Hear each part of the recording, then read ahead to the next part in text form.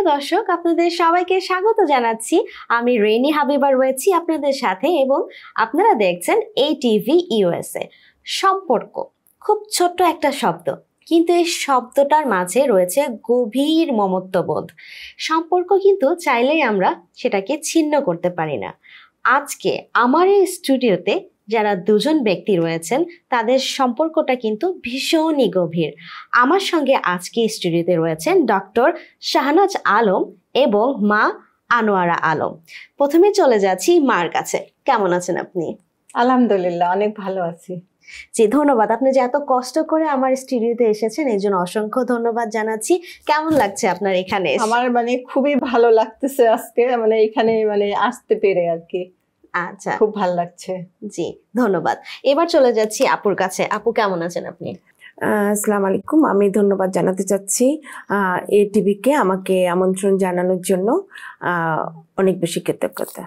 Thank you so much. So আপনাকে আপনি যে ডাক্তার সেটা ইতিমধ্যে আমার ভিউয়ার্সরা জেনেই গেছে।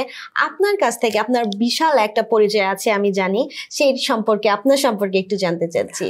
আমি তো চিকিৎসা শাস্ত্রে আছি, তাছাড়া আমি বাংলাদেশ সোসাইটিতে আমি কমিউনিটিতে অনেক অর্গানাইজেশনের সাথে আমি যুক্ত আছি। তো বিশেষ করে বাংলাদেশ সোসাইটিতে, এখানে আমেরিকায় যে বাংলাদেশ সোসাইটি যেটা, সেখানে আমি কালচারাল সেক্রেটারি পোস্টে ছিলাম, তবে প্রাক্তন, এখন আর নেই। তাছাড়া আমি ডক্টরস অ্যাসোসিয়েশনের সাথেও অনেক কিছুর সাথে আমি জড়িত ছিলাম। আর তাছাড়া আমি আমি আমার ছেলে মেয়েদের সুন্দর করে মানুষ করছি, আমার মাকে দেখাশোনা করি, তাছাড়া আমার বাবাকেও দেখাশোনা করেছি, এই আর কি। আচ্ছা, সো এবার চলে যাচ্ছে আন্টির কাছে। আন্টি, আপনার কতগুলো সন্তান? আমার 3 মেয়ে। তো এই বড় মেয়ে শাহনাজ আলম, সে ডাক্তার। আর মেজো মেয়েটা ব্রোঞ্জে ওর আর কি বুটিক্স আছে। আর ছোট মেয়েটা ফ্লোরিডায় থাকে। 3টা মেয়ে। বাহ। সো যখন কিনা আপনি যেহেতু বলছিলেন যে লিপি আপু যদি বলি কিনা ওনার ছোট করে নামটা, উনি আপনার প্রথম মেয়ে। সো যখন আপনি জানতে পারলেন যে আপনি প্রেগনেন্ট, আপনার প্রথম সন্তানের আগমন হচ্ছে, সেই সংবাদটা কেমন ছিল আপনার কাছে? আমার হঠাৎ করে তো ছোটকালে আমার বিয়ে হয়েছে, ম্যাট্রিক না দেওয়ার আগেই আর কি হয়েছে। তারপরে আমার বড় মেয়ে হলো, মার কাছে রেখে আবার আমি পড়াশোনা করলাম। হ্যাঁ, এইভাবে আর কি হলো। তো খুবই খুশি হয়েছে। আচ্ছা, সো তার আপনি যখন এসএসসি পরীক্ষা দিচ্ছিলেন সেই সময় আপনি অলরেডি প্রেগনেন্ট হয়ে গেছেন? হ্যাঁ। আচ্ছা, এই সময় কি একটু লাগে নাই যে সামনে পরীক্ষা, কি করব? একে তো পরীক্ষার আগে আমাদের যে টেনশন কাজ করে সেটা তো অনেক বেশি, সেই সাথে সাথে প্রথমবার মা হওয়া, এবং আপনার কথাতে বোঝা যাচ্ছে ভীষণ অল্প বয়সে আপনি মা হতে চলেছেন, ম্যাট্রিক করার আগে হয়েছে। জি, সো নার্ভাস ফিল হয়নি? হ্যাঁ, নার্ভাস ফিল হয়েছে, কিন্তু আমার মা আর কি খুব উৎসাহ দিয়েছে যে তুমি পরীক্ষা দিবা, কোনো করবা না, আমি তোমার বাচ্চাকে আর কি টেক কেয়ার করবো। আচ্ছা, সো মার কাছ থেকে সাহস পেয়ে আপনি আসলে সেই, আচ্ছা সুন্দর। এবার আপু আপনার কাছ থেকে জানতে চাচ্ছি, যেমন আপনার নানু আপনার মাকে সাহস দিয়েছে, তেমন কি সবসময় আপনার মা আপনাকে সাহস দিয়েছে? জি, আমার আম্মা আমাকে পড়াশোনার ব্যাপারে খুবই উৎসাহ দিত। কারণ আমাকে বলতো যে মেয়েরা নিজের পায়ে যদি না দাঁড়ায় তাহলে কোথাও কোনো গুরুত্ব থাকবে না আর কি, তোমাকে নিজের পায়ে দাঁড়াতেই হবে। তবে মেয়েদের জন্য আমার পড়ার খুব শখ ছিল, ইঞ্জিনিয়ারিং আর কি, বুয়েটে পড়ার খুব। আমি তো মেইনলি বাংলাদেশে আমার জন্ম হয়েছে, সেই জন্য আমি এমনি আমেরিকান সিটিজেন, বাট বাংলাদেশে জন্ম হওয়ার পরে আমাকে খুব বেশি উৎসাহ দিত যে চিকিৎসা শাস্ত্র ডক্টর মেয়েদের জন্য খুব ভালো পেশা আর কি। কারণ আমি ইঞ্জিনিয়ারিং পড়তে চেয়েছিলাম, তো উনি আমাকে ওইটা উৎসাহ দিত না, বলতো যে তোমাকে ডাক্তার হলে ভালো আর কি, মেয়েদের জন্য বেশি ইঞ্জিনিয়ারিং ছেলেরাই বেশি পড়ে, এভাবে বলতো আর কি। আমি আবার ভার্সিটিতেও পড়তে চেয়েছিলাম, তো উনি আমাকে এটা উৎসাহ দেয়নি। তবে উনি আমাকে সবসময় উৎসাহ দিত যে পড়াশোনাটার বিকল্প কোনো কিছু নাই। সাপোর্ট পেয়েছেন সবসময়। আচ্ছা, আপনার কাছে জানতে চাচ্ছি যে মা মেয়ে বা সন্তানের সাথে দেখা যায় যে মাদের একটা বয়সের ডিফারেন্স থাকে, যদি আপনাদের অত বেশি না, তারপরে তো কিছুটা বয়সের ডিফারেন্স আছে না, যে বাবা মার সাথে যে বন্ধুত্বপূর্ণ সম্পর্ক অনেকের হয় না, মারা অনেক বেশি শাসন করে বাচ্চাদের। আপনার সাথে আপনার মার সম্পর্কটা কেমন ছিল? আমার আম্মা আমাদেরকে সেভাবে না, অনেক বেশি সাহস দিয়ে বড় করেছে এবং সেভাবে কখনো কোনোদিন আমাদের গায়ে হাত তুলে নাই, কিংবা শাসন বলতে যেটা বোঝায়, আমরা যদি অতীতের কথা চিন্তা করি, কখনো মানে সবসময় আদর করে করে, মানে বাচ্চাদের গায়ে কখনো টাচ করা যাবেই না, এটা ওনার মানে দৃঢ় সংকল্প বলতে যেটা সেটাই বোঝায়, সেটা ওনার ছিল। উনি আদর করছেন প্রচন্ড। আচ্ছা, আদর করে করে বুঝিয়ে বুঝিয়ে তারপর আপনি আপনার উদ্দেশ্য হাসিল করেছেন, এটা বলতেই পারি। হ্যাঁ, এটা ঠিক বলছো আর কি। না, আছে না যে বাবা মারা অনেক সময় যেটা বলবো যে সবসময় যে বাবা মারা ঠিক এটা তো না হতে পারে, অনেক বেশি পিটন দেয়, অনেক বেশি শাসন করে যে সব সময় পড়তে হবে। তারপরে দেখা যায় একটা সময় বাচ্চারা অনেক সময় দেখা যায় যে ফেড আপ হয়ে যায় বা খেয়ে হারিয়ে ফেলে। তো সেই ক্ষেত্রে আন্টি যেভাবে আপনাকে বড় করেছে, ওনার ট্রিক্সটা কিন্তু একেবারেই কাজে লেগেছে। আজকে আপনি doctor. Thank you. Welcome. So aunty, আপনার কাছে জানতে চাচ্ছি, সো ছোটবেলায় আপনার মেয়ে কি পড়াশোনা নিজে থেকে করতো, নাকি আপনি এভাবে ভুলিয়ে ভালিয়ে পড়াশোনা মানে করাতেন? ভুলিয়ে ভালিয়ে পড়াইছি আর কি। হ্যাঁ, মানে আমি বারবার বলছি যে আমি তো পড়তে পারলাম না, আমারও একটা শখ ছিল, তো সেটা আমার তাড়াতাড়ি বিয়ে হওয়াতে আমি আর পড়তে পারি নাই। এই জন্য ওকে বলছি যে তোমাকে মানে ডাক্তার হইতেই হবে আর কি, মানে আমার আশাটা পূরণ করি আর কি। তো সেই আশাটা আমার মেয়ে আর কি মানে পূরণ করছে আর কি, এইটাই। তারপরে আবার ওকে বলছি যে আমি থার্ড জেনারেশনে আমি মানে ডাক্তার দেখতে চাই আর কি। আচ্ছা, হ্যাঁ, তো এই জন্য আবার আমার নাতিটাও এখানকার মানে ডাক্তার হয়েছে এবং অর্থোপেডিক সার্জন হচ্ছে আর কি, ইনশাল্লাহ। বাহ, সুন্দর। সো তার মানে বোঝা যাচ্ছে আপনার বাসায় আপনার যে একটা বলবো চাবি ঘোরানো, সেটা কিন্তু এখনো আন্টির হাতে, রাইট? উৎসাহ ওখান থেকেই পাই। হ্যাঁ। আচ্ছা, আমার এমনিতে বলি যে আমার 3 ছেলে, তো 3 ছেলের মধ্যে আমি এখানে সবাই বর্ন এখানে। তো বড় ছেলে ম্যাথমেটিক্সে স্টোনি ব্রুক থেকে গ্র্যাজুয়েশন করেছে, মেজরটা হচ্ছে ডক্টর হয়েছে, এবং সে রেসিডেন্সি করছে অর্থোপেডিক সার্জারিতে, 3rd ইয়ারে এবার উঠলো। আর ছোটটা 12 গ্রেডে যাচ্ছে। তো তাছাড়া আমি আবার একজন সঙ্গীত শিল্পী, এটা বলতে ভুলে গিয়েছিলাম। বাহ, সুন্দর। সো ডাক্তারি পড়াশোনা তো এমনিই অনেক কঠিন, এরা সব সময় পড়ে, এরকমই আমরা শুনে শুনে এসেছি। তো এর মাঝে সঙ্গীত কিভাবে সময় বের করতেন? ছোটবেলায় যখন আমি পড়াশোনা করছিলাম, তো আমার মা তখন আমাকে বলতো যে সঙ্গীত তো একটা মানে কালচারাল সাইডটা থাকলে ভালো হয়। তো ওই জন্য বলতে চেষ্টা করতো যে রুনা লায়লাকে দেখো, সাবিনা ইয়াসমিনকে দেখো, তারা তো মাস্টার ডিগ্রি পাশ করছে, তারা যদি পারে পড়াশোনার পাশাপাশি, তো তুমি কেন পারবা না? অবশ্যই তুমি পারবা। তো মানে সঙ্গীতটা পুরাটাই আমার আম্মা আমাকে খুবই উৎসাহ দিয়েছে আর কি, সবসময় উৎসাহ দিত। আমি আমার মানে মাঝে মাঝে ছেড়ে দেওয়ার সংকল্প করেছিলাম, কিন্তু আমাকে সেটা বাস্তবায়ন করতে দেয় না, পিছন থেকে পুশ করে। ফোন করলে, বাংলাদেশে থাকলেও ফোন করে বলে তুমি প্র্যাকটিস করছো তো, তখন আম্মাকে খুশি করার জন্য হলেও বলতাম যে হ্যাঁ করছি। আমার মা নিজেও সঙ্গীত শিল্পী। বাহ, সো খুবই ভালো লাগলো জানতে পেরে যে আপনি সঙ্গীত শিল্পী। তার মানে আপনার যে ইচ্ছাগুলো ছিল, যেটা আপনি হয়তো বা ফিল করতে পারেন, সেটা পুরোটাই আপনার মেয়েকে দিয়েছেন। এটা কি বড় মেয়ের কারণে বেশি তাকে দেওয়া হয়েছে, নাকি অন্য ছেলে মেয়ের ভাগেও কিছু পড়েছে? না, বড় মেয়েকেই আমি বেশি দিয়েছি, কারণ ওরা অত ইন্টারেস্ট ছিল না, ওই 2 মেয়ে অত ইন্টারেস্ট ছিল না। আচ্ছা, তো একে আমি বলছিলাম যে তুমি, আমার খুব ইচ্ছা তুমি গানটা মানে পড়ার পাশাপাশি তুমি গানটা একটু মানে শিখো, প্র্যাকটিস করো। ওকে আমি মানে ছায়ানটে বাংলাদেশে মানে ভর্তি করে নজরুল একাডেমিতে ভর্তি করে দিয়েছিলাম, এবং 5 বছরের কোর্সে পুরো কমপ্লিট করাইছিলাম ওকে আর কি। তারপরে ও মাঝখানে আবার ছেড়ে দিছিল আর কি। তারপরে আমি ওকে বলছি যে তুমি মানে এখন আবার মানে আমেরিকায় এসে আবার তুমি আস্তে আস্তে মানে গানের মধ্যে প্র্যাকটিস করো, এই চর্চাটা করো। এই জন্য আজকে তো রুনা লায়লার সঙ্গেও তো একই মঞ্চে ও গান গাইছে আর কি, এই আমেরিকাতে।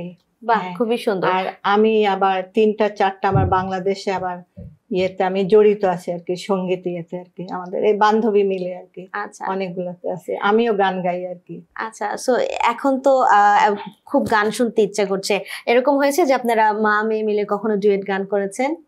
না, ডুয়েট গান করি নাই, মানে রুনা লায়লার যে ওই বৃষ্টি ঝরা ওই গানটা আর কি আমরা মানে গাইছি আর কি। আচ্ছা, তাহলে কিন্তু আমার দর্শকরা কখনোই চাইবে না যে এই সুযোগটা মিস হোক। 2টা লাইন যদি আপনারা মা মেয়ে একসাথে গাইতেন। নেক্সট আবার আসবো যখন, তখন ইনশাআল্লাহ। 2টা লাইন। আমি তো আজকে মানে অনেকদিন অসুস্থ ছিলাম তো, আচ্ছা এই জন্য আমি গানের মধ্যে আর কি ছিলামই না। আচ্ছা মানে আচ্ছা। আর 10 মাস হয়ে গেছে মানে আমি যে অসুস্থ ছিলাম, এই জন্য আমি একটু গানটা করিনি আর কি। না আচ্ছা হলে আমি আজকে 2 লাইন একদম সুন্দর মতো শোনাই দিতাম। বাহ, যাই হোক আমরা হ্যাঁ, আমার নেক্সট দর্শকরা ইয়াতে ইনশাল্লাহ আমি শোনাবো আর কি। অবশ্যই দর্শক আপনাদের কিন্তু নেক্সট যখন ওনারা আসবেন আবারও আমাদের মাঝে সেই পর্যন্ত ওয়েট করতে হবে।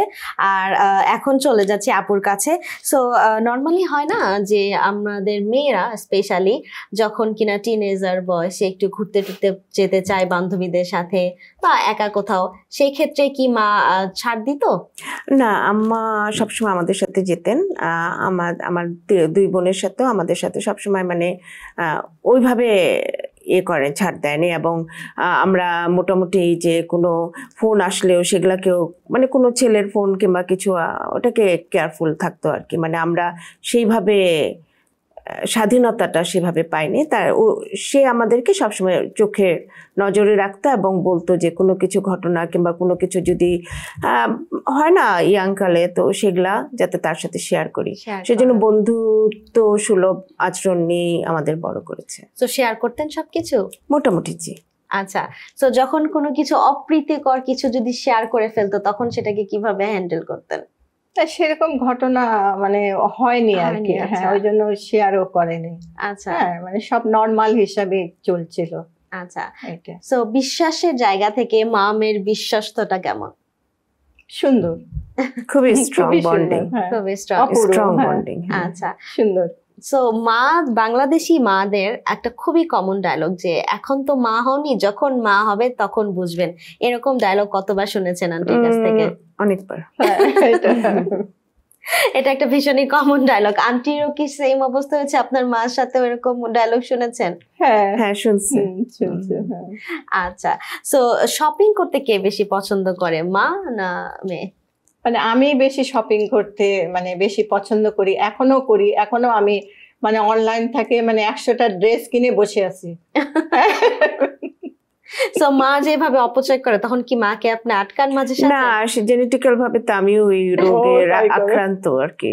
সেজন্য মানা আর কিভাবে করব। আচ্ছা, সবাই একসাথে শপিং করা হয়। হ্যাঁ জি। আচ্ছা, মা মেয়ের কি বাইরে ঘুরতে যাওয়া হয়? হ্যাঁ অনেক। আচ্ছা, কিভাবে কোথায় যেতে বেশি পছন্দ করেন? শপিং মল, তাছাড়া হচ্ছে বিভিন্ন ফ্রেন্ডের বাসায়। এখন আমি আমার আগের থেকে আমার বান্ধবী বন্ধু বাসায় গেলে আমার আম্মাকে সবসময় নিয়ে যাই, কিন্তু এখানে হয়তো বা অনেকে মাদেরকে সেভাবে নেয় না। কিন্তু আমি এটা ছোটবেলা থেকে আমার বাবাকেও, এখন আমার বাবা নাই পৃথিবীতে, 7 বছর আগে চলে গিয়েছেন, কিন্তু বাবাকেও আমি সময় দিয়েছি খুব। বাবাকেও নিয়ে যেতাম, মাকেও নিয়ে যাই। আচ্ছা, বোনের সাথে যখন থাকি বোনকেও। মানে আমি ঘুরতে খুব পছন্দ করি এবং আমি একা ঘুরতে পছন্দ করি না, মানে সবাইকে নিয়ে ঘুরতে পছন্দ করি। পছন্দ করেন, বাহ। সো আন্টির কাছ থেকে জানছিলাম যে খুব ছোট বয়সে আপনার সন্তান হয়েছে। সো আছে না যে জীবনে অনেক কিছু স্যাক্রিফাইস করতে হয় বাচ্চাদের জন্য, স্পেশালি যখন ফার্স্ট বেবিটা হয়। সো আপনার লাইফে কি এরকম আছে যে কোনো কিছু স্যাক্রিফাইস করেছেন? মানে আমি স্যাক্রিফাইস করলাম মানে বাচ্চাই মানে বেশি টেক কেয়ার করলাম বলে আমি আর নিজে খুব একটা পড়াশোনা করতে পারি নাই আর কি। এটা আমার মানে আমার স্যাক্রিফাইসেস আর কি জীবনে। আচ্ছা, এটা আর কি। বাট এখন তো ভালো লাগে যে সেখানে যদি না স্যাক্রিফাইস করতেন তাহলে হয়তো বা এই ডাক্তারটা এখন না হয়ে অন্য কিছু হতে পারতো। হ্যাঁ, তাই তো? এটা হ্যাঁ, এখন ভালো লাগে আর কি, অনেক ভালো লাগে যে 3টা বাচ্চাকেই আমি মানে খুব সুন্দর করে মানুষ করতে পারছি। নাহলে পড়াশোনা আমি যদি করতাম তাহলে সেটা হয়তো হইতো না আর কি। ওরা ঠিকভাবে পড়াশোনা করতে পারতো না আর কি, আজকে ও ডাক্তার হইতে পারতো না। সেই। হ্যাঁ, আচ্ছা, আপুর কাছে জানতে চাচ্ছি, এখন তো আপনি মা, আপনি আপনার জীবনে কি এরকম কোনো স্যাক্রিফাইস করেছেন বাচ্চাদের জন্য? জি, আমি তো মানে বাংলাদেশ থেকে সলিমুল্লাহ মেডিকেল কলেজ থেকে আমি পাশ করেছি MBBS। তারপরে এখানে আসার পর আবার USMLE পরীক্ষা দিতে হয়, তো এখানকার MD ডিগ্রি পেতে হয় আর কি। পাওয়ার পর আমি রেসিডেন্সির জন্য চেষ্টা করছিলাম, তখন আমার বাচ্চাগুলো অনেক ছোট ছিল। তা আমি ওইটাকে আমার মাই বুঝাইছে যে তুমি ওইদিকে যদি ছুটো, মানে আমি USMLE পাস, MD সব হয়েছে, কিন্তু তুমি যদি হসপিটালে রেসিডেন্সি করো কিংবা প্র্যাকটিস করো তাহলে তোমার বাচ্চাগুলো এখানে যেহেতু অন্য কালচার, সেখানে সেইভাবে মানুষ হবে না আর কি। তো তুমি ওইটার দিকে অত বেশি ছুটবা না। আমার হাজব্যান্ড স্টোনি ব্রুক ইউনিভার্সিটির প্রফেসর, তো ও আমাকে উৎসাহ দিয়েছিল, আমার বাবাও ডক্টর, তো উনি আমাকে উৎসাহ দিয়েছিল যে ওইভাবে ছুটো না। তো আমি সেই জিনিসটা রেখেছি এবং আমার ছেলেদেরকে খুব সুন্দর করে ওদেরকে টাইম দিছি বেশি আর কি। সেই জন্য ওরা মানে মানে কালচারাল ভাবে খুব বেশি আদব কায়দাটা শেখা এবং তারা মানে খুব মানে সুন্দর করে মানুষ করতে পারছে। যদি আমি না সময় দিতাম তাহলে হয়তো বা এটা হতো না আর কি। আমার বিশ্বাস হয়তো হতো, কিন্তু আমার বিশ্বাস যে সময়টা ইম্পর্টেন্ট বাচ্চাদেরকে দেওয়া আর কি। আমার মাও কোথাও কোনোদিন যেত না, সারাক্ষণ আমাদের পাশে পাশে থাকতো। আমরা যাতে কখনো মানে স্কুল থেকে এসে যাতে বাসাটা শূন্য শূন্য লাগে না, ওই জিনিসটা যাতে না মনে হয়। আচ্ছা, বাসায় যখন এসেছেন তখনই সো মা এবং নিজের হাতে সারাক্ষণ রান্না বান্না করে খাওয়ানো দাওয়ানো সব, মানে আমাদের অনেক কাজের মানুষ ছিল, কিন্তু উনি কখনোই কাজের মানুষের হাতে রান্না করে আমাদেরকে খেতে দিবে ওইটা উনি ভাবতেই পারে না। আচ্ছা, আবার নানি বাড়িতেও উনি তেমন যেত না, কারণ হচ্ছে আমাদেরকে একা রাখবেই না আর কি। আচ্ছা, সবসময় দেখে শুনে রাখার যে একটা। খাবারের কথা বলছিলেন, মার হাতের পছন্দের রান্না কি?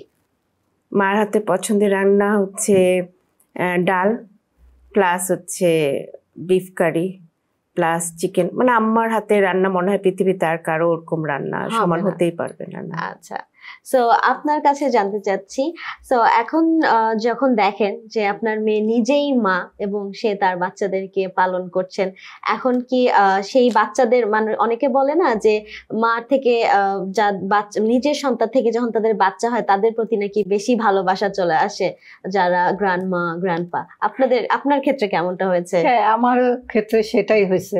যখন ওর প্রথম সন্তান হলো আর কি, মানে বড় ছেলেটা আর কি বাঁধন, মানে আমি তখন খুশিতেই মানে কেঁদে ফেলেছি আর কি।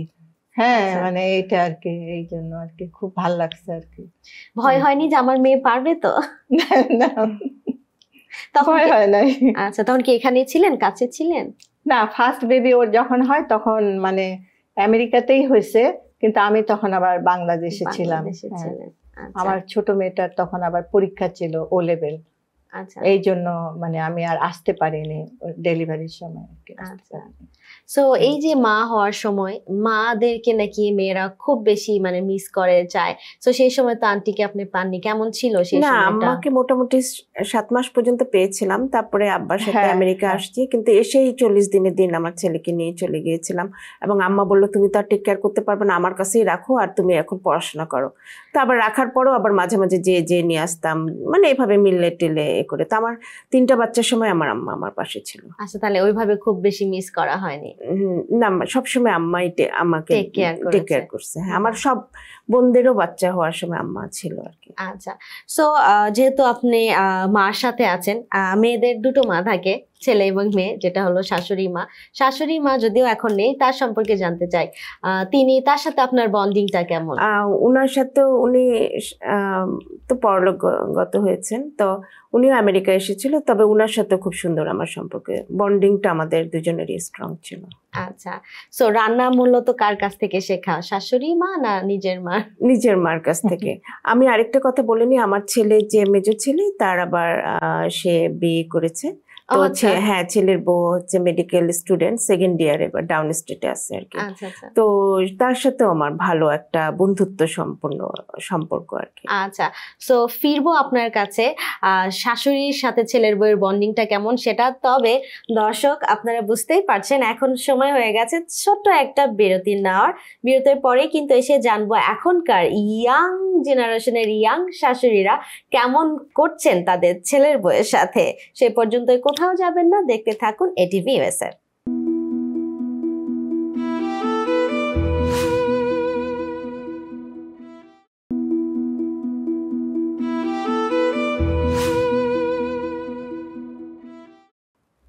ফিরে এলাম ব্রেকের পরে। আপনারা দেখছেন লেটস ব্রেক দ্য আইস। শুনছিলাম ইয়াং শাশুড়ির কাছ থেকে ছেলের বউয়ের কথা। সো চলে যাচ্ছি শাশুড়ির কাছে, জানবো ছেলের বউয়ের সাথে কেমন কাটে তার সময়। সো আপু, জানতে চাই আপনাকে, আপনি তো ভীষণই ইয়াং একটা শাশুড়ি, সো এই অবস্থাতে আপনার ছেলের বউয়ের সাথে আপনার বন্ডিংটা কেমন? ছেলের বউয়ের সাথে খুব ভালো বন্ধুত্ব। সে তো এখন পড়াশোনা করছে, আমি এই জিনিসটা বুঝি। সেই কারণে তাকে সাপোর্ট করার জন্য তাকে আমি মোটামুটি ডিস্টার্ব করি না, শুধুমাত্র আমার ছেলেকে বলে দিই। আমার ছেলেও তো রেসিডেন্সি করছে, হার্ড জব, তো আমি ওকে বলে দিই যে আজকে আমার তোমাদেরকে দেখতে ইচ্ছা করছে। ওরা সাথে সাথে চলে আসে, আসার পর আমার সাথে সারাক্ষণ সময় কাটে, আমরা মুভি টুভি দেখি, তারপরে খাওয়া দাওয়া করি। কিন্তু পারতপক্ষে আমি ওকে বুঝতে পারি যে কোন জিনিসটা বললেও কষ্ট পাবে, কোন জিনিসটা না বললেও দুঃখ মানে খুশি হবে, এবং সেই জিনিসগুলো আমি বুঝে বুঝে চলতে পারি আর কি মোটামুটি। তো এটা আল্লাহর রহমত বলতে চলে। বাহ, সুন্দর। হ্যাঁ, এটা কিন্তু হয় যখন দেখা যায় যে মা যখন মেয়েকে কিছু বলছে তখন অতটা গায়ে লাগে না, বা শাশুড়ি যখন ছেলের বউকে কিছু বলে তখন কিন্তু একটু বেশি গায়ে লেগেই যায়, তখন সেটাকে নিতে কষ্ট হয়। সো আমি এই জন্যই বলি যে সব সময় কথা বলে সেই সম্পর্কটাতে খারাপ যেন দিকে না যায়, মিসআন্ডারস্ট্যান্ডিং যেন না হয়। কথা বললে কিন্তু সম্পর্কের গভীরতা অনেক বাড়ে, রাইট? আপনি যদি একমত হন আমার সাথে। গভীরতা বাড়ে, কিন্তু যেহেতু রিসেন্ট বিয়ে হয়েছে তো ওই জন্য তার সাথে আমি মোটামুটি একটু সবসময় টেক কেয়ার করি, সবসময় মেসেজ করি, ফোন করি, সব কিছুই করি। কিন্তু মোটামুটি যেহেতু সে আমার মানে ছেলের বউ, তো সেই হিসাবে আমি তাকে একটু বেশি প্রাধান্যটা দেই আর কি। না, এটা কিন্তু ইম্পর্টেন্ট, বেশি প্রাধান্য দিই। হয়তো বা মেয়ে হইলে হয়তো বা ওকে অনেক বকাবকি করতাম, ওই জিনিসগুলো করি না, শুধু আদর করতে পছন্দ করি। বা এটাই ছেলের বউরা চায়, কারণ তারা তো অলরেডি মার কাছে বকা শুনে আসছে, শাশুড়ির কাছ থেকে না তাই। আচ্ছা আন্টি, আপনার কাছে জিজ্ঞেস করতে চাচ্ছি, মেয়ের যখন মন খারাপ থাকে তখন কি আপনি বুঝতে পারেন? হ্যাঁ, মাঝে মাঝে বুঝতে পারি আর কি, যে ও মন খারাপ করে আছে। তখন ওকে বলি কিসের জন্য মন খারাপ করছে, বলছে না মা এমনি একটু, এই আর কি, এই বলে আর কি। আচ্ছা, তখন কি এক্সট্রা কিছু করতে ইচ্ছা করে মেয়ের জন্য, যেহেতু মেয়ের মন খারাপ থাকছে? হ্যাঁ, তখন একটু খাওয়া দাওয়া মানে রান্না টান্না করি, বিরিয়ানি রান্না করি, সবাইকে ডাকি আসো খাও, ওরা তখন আবার খুশি হয়ে যায়। আচ্ছা, বিরিয়ানিটা সবাই পছন্দ করে, আমার হাতের বিরিয়ানি, চিকেন বিরিয়ানিটা। আচ্ছা, বাহ, সুন্দর। আমার মানে জামাইও খুব পছন্দ করে, আর বড় নাতিটা মানে আমার হাতের বিরিয়ানিটা খুব পছন্দ করে ওরা। আচ্ছা, তাহলে রাগ থেকে মন খারাপ থেকে যদি ভালো কিছু হয় তাহলে একটু একটু মন খারাপ তো ইচ্ছাকৃত কি করা হয় মার হাতের বিরিয়ানি খেতে যাওয়ার জন্য? না না, তবে একটা জিনিস শেয়ার করতে চাই, যেহেতু এখানে গল্পই করা হচ্ছে, তো আমার হাজবেন্ডের সাথে আমার আম্মার খুব স্ট্রং বন্ডিং। মানে জামাইকে সে জামাই কোনোদিন মনে করে না, সে তাকে নিজের ছেলে, যে ওনার 3টা মেয়ে, তো ছেলে নাই, তো ওই দুঃখটা ভুলছে আমার হাজবেন্ডকে সে আপন ছেলে মনে করে। এবং সবচেয়ে আমি এটা গর্বিত ফিল করি, আমার হাজবেন্ডও হচ্ছে তারে আপন মায়ের থেকে কম ভাবে না আর কি। কখনো আমি যদি একটুখানি ভাবি যে থাক আম্মার সাথে এখন মুভি দেখবো না, আম্মা একটু ঘুমাতে পছন্দ করছে, না তোমার আম্মুকে ডেকে নিয়ে আসো, একসাথে আমরা মুভি দেখি, আমরা একসাথে সময় কাটি, একসাথে ঘুরি, মানে সে প্রচন্ড ভালোবাসে। আমার বাবাকেও ঠিক সেম থিং করেছিল। বাহ, সুন্দর। তো এই ক্ষেত্রে আছে না যে আপনার সাথে ভাইয়ার একটু যদি খুনসুটি হয় সেটার জন্য কি আন্টিকে কমপ্লেন করে? সেটা আমার আম্মাই বলতে পারবে। আচ্ছা আন্টি, আপনার কাছে জিজ্ঞেস করি। কোনোদিনও করেনি, করে নাই। অনেক সময় সবসময় ওদের মানে ভালোই দেখছি আর কি, মিল আর কি। আচ্ছা, হ্যাঁ, এই পর্যন্ত আর কি। আচ্ছা, যাক ভালো যে কোনো রকমের কমপ্লেন নাই। তো বলছিলেন মুভি দেখা হয়, কি ধরনের মুভি মার সাথে বেশি দেখা হয়? মুভি বলতে আমরা বেশিরভাগই ওই যে মাধুরীর মুভি, যেগুলা মানে শ্রীদেবীর ওই টাইমের মুভিগুলা বেশি আমরা দেখতে পছন্দ করি। আচ্ছা, ওই সময়। আচ্ছা, আন্টির কাছে আন্টির ছোটবেলা জানতে চাইবো, আপনার জন্ম বড় হওয়া কেমন ছিল সেই সময়টা? আমি তো ওই যে মানে ঠাকুরগাঁতে জন্ম হয়েছে আর কি, তো ভালোই ছিল। তারপরে স্কুলে যেতাম, আসতাম, মা রান্না করে খাওয়াইতো। আমরা 11 ভাই বোন ছিলাম। আচ্ছা, হ্যাঁ, 6 বোন 5 ভাই। মানে বোনদের সঙ্গে আবার একটু ঝগড়া টগড়া হইতো আর কি, ভালো লাগতো আর কি। আচ্ছা, আচ্ছা, তারপরে পাশে আবার বান্ধবী ছিল, ওর সঙ্গে আবার স্কুলে যেতাম। মানে সময়টা অনেক ভালো কাটছে, সেই সময়টা ভালো, সেই সময়টা অনেক ভালো কাটছে। আচ্ছা, তো বলছিলেন আপনারা অনেক ভাই বোন, সেই ক্ষেত্রে মা, আপনার মা যিনি, উনি কি সবাই সময় দিতে পারতেন আপনাকে, আপনাদেরকে ঠিকঠাক মতো? হ্যাঁ, সবাইকে সময় দিতে পারতো। তো আপুর কাছে আপনার কাছে জানতে চাচ্ছি, অনেক সময় আছে না যে মারা কোনো কারণে যদি একটু বিরক্তি থাকে বা কারোর সাথে মন খারাপ, সেটা অনেক সময় বাচ্চাদের উপরে মানে সেই প্রভাবটা ফেলে, বাচ্চাকে অকারণে বকাঝকা করে বা সেই রাগটা এটার উপরে হয়, এরকম কি কখনো হয়েছে? আন্টি এরকম করেছে?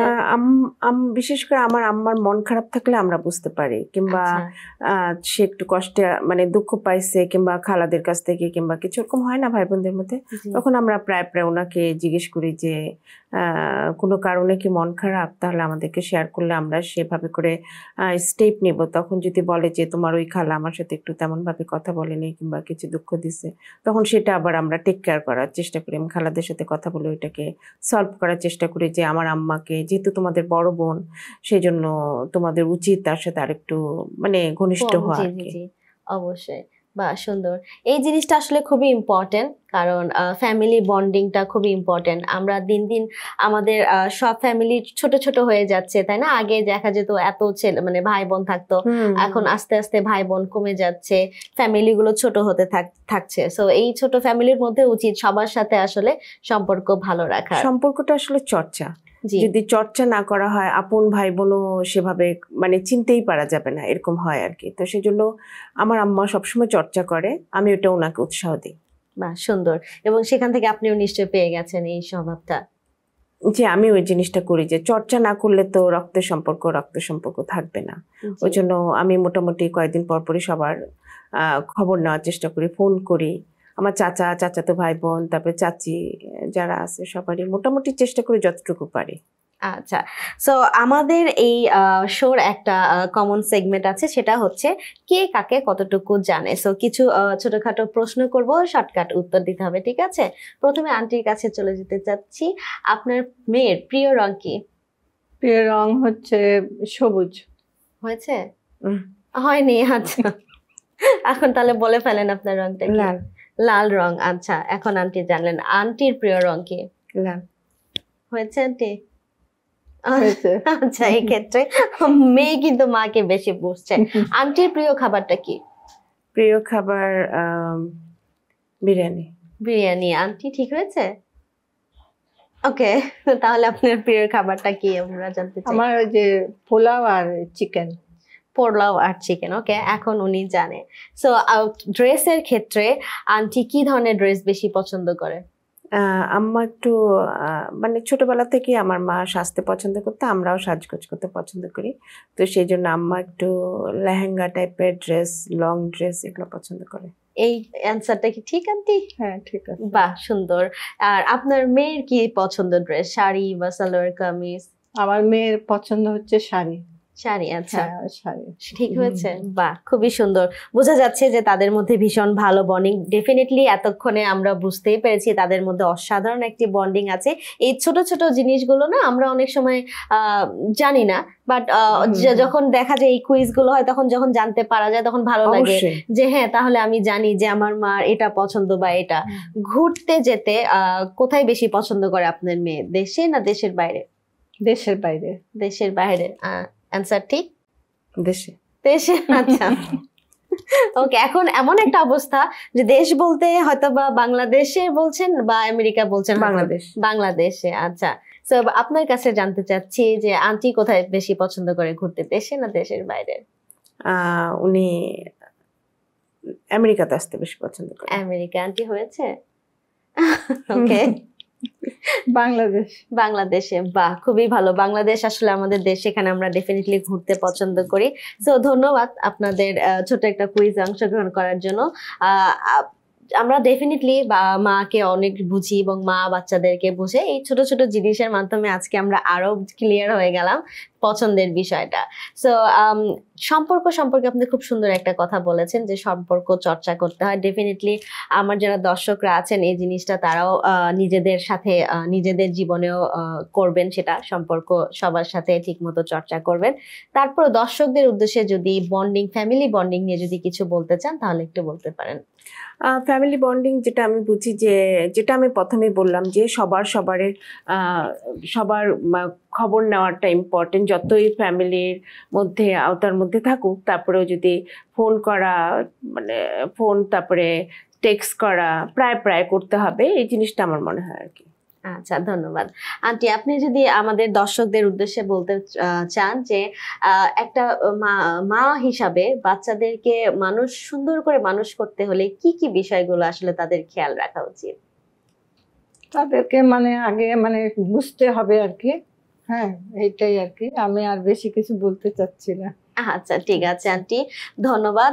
ধন্যবাদ আমাদের সাথে আজকে স্টুডিওতে আসার জন্য। নেক্সট টাইমে হয়তো আমরা আবারও আড্ডা দিব এবং সেই সময় কিন্তু গান একেবারে মিস করব না। অবশ্যই, ইনশাআল্লাহ ইনশাআল্লাহ জি, করব। হ্যাঁ, সবাইকে ধন্যবাদ সবাইকে জানাচ্ছি, এটিভিকে ধন্যবাদ বিশেষ করে জানাচ্ছি। ধন্যবাদ জানাচ্ছি। জি, সবাইকে, ধন্যবাদ। তোমাকেও অনেক ধন্যবাদ জানাচ্ছি। জি, ধন্যবাদ আপনাকে। দর্শক, এতক্ষণ আমরা দেখছিলাম লেটস ব্রেক দ্য আইসে। আজকে ছিলেন আমার সাথে মা এবং মেয়ে অতিথি হিসাবে। জানলাম তাদের অজানা অনেক কথা, জানলাম তাদের পছন্দ অপছন্দ সহ একটা সম্পর্ককে কিভাবে চর্চা করলে সেই সম্পর্ক ভালো রাখা যায় সেটিও। সো আবারও দেখা হবে আপনাদের সাথে নেক্সট উইকে। তবে সেই পর্যন্ত থাকতে হবে এবং চোখ রাখতে হবে এটিভি ইউএসএ। আজকের মতো এখানেই বিদায় নিচ্ছি, আবারও দেখা হবে। সবাই ভালো থাকবেন।